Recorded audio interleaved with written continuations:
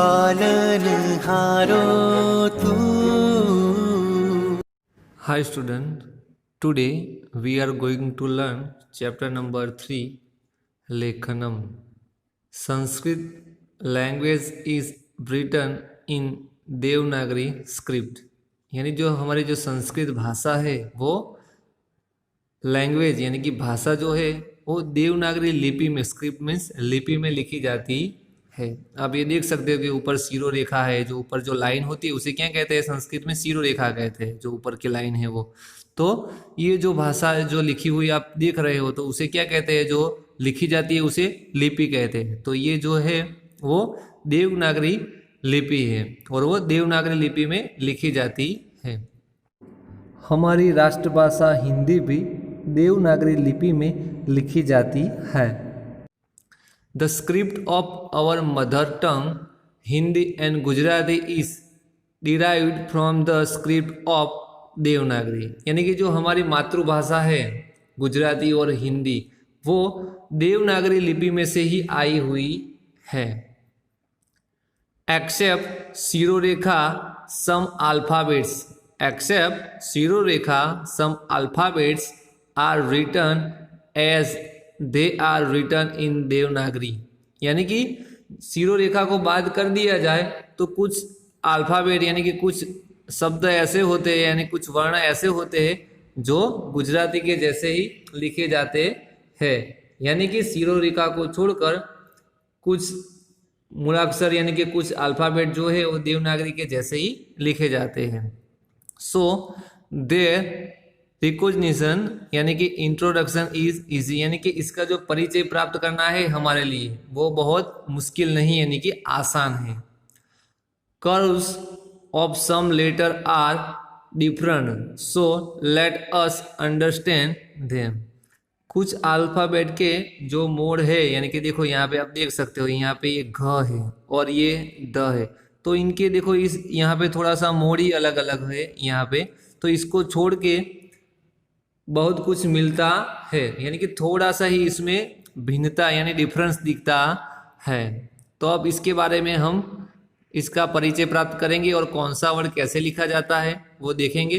लेकिन उससे पहले कुछ और बातें जो है जो लेखनम लेसन को ध्यान में रख के हमें जाननी चाहिए तो उसका अभ्यास करेंगे। बाद में ये सारे अल्फ़ाबेट है जो स्टेप बाय देखेंगे कैसे लिखे जाते हैं। हम देखें तो there are 13 vowels and 33 consonants in Sanskrit, यानी कि संस्कृत के अंदर कुल 13 वॉवेल्स यानी कि स्वर और कंसोनेंट्स यानी कि व्यंजन, यानी कि संस्कृत में 13 स्वर और 33 व्यंजन है। The vowels and consonants are called varna, यानी कि ये स्वर और व्यंजन है उसे वर्ण यानी कि लेटर कहते हैं। तो वो कौन कौन से 13 जो स्वर है वो है तो अ, आ, ई, उ, रू 2 होते हैं, एक छोटा रू और एक बड़ा रू। रू, ए, ऐ, ओ और औ, ये जो है वो कुल 13 जो है वो स्वर है। फिर कंसोनेंट्स 33 होते हैं जो इस प्रकार है। तो क, ख, ग, घ, इसे अंग कहते हैं, अंग। क, ख, ग, घ, अंग। च, छ, ज, ज, य, ट, ठ, ड, ढ, अण।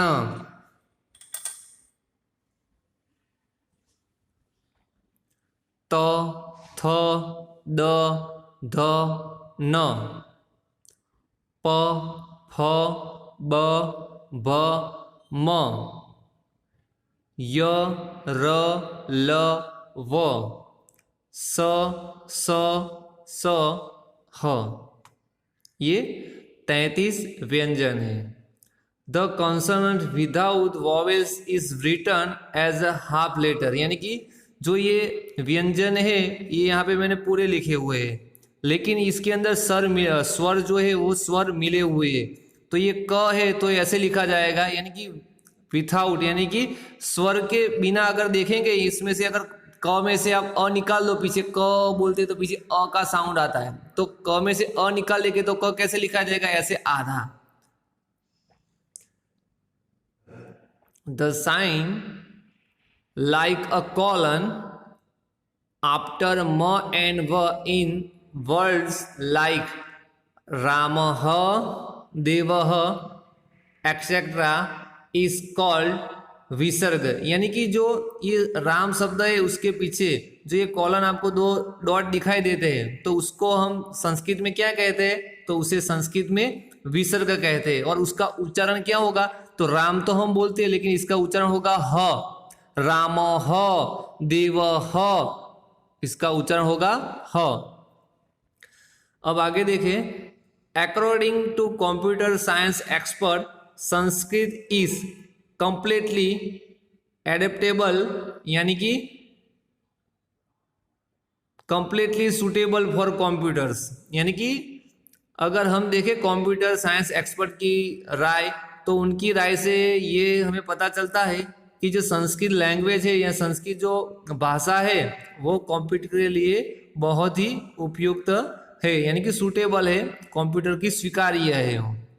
तो अब हम आगे अलग अलग जो वर्ड है उनके अंदर थोड़ा सा जो डिफरेंट है और वो किस प्रकार से लिखे जाएंगे, तो वो अब हम आगे देखेंगे।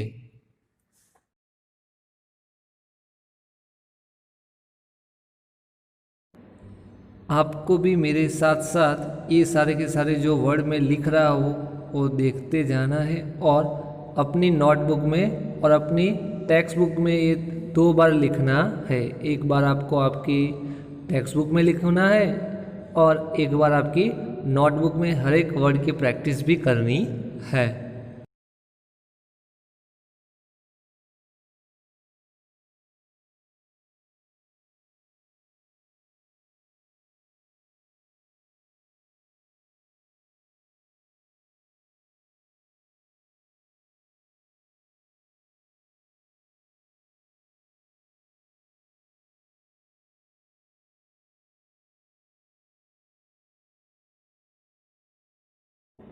यह जो वर्ड है इसे य कहा जाता है, जो नासिका से बोला जाता है य। फिर है ज्ञ।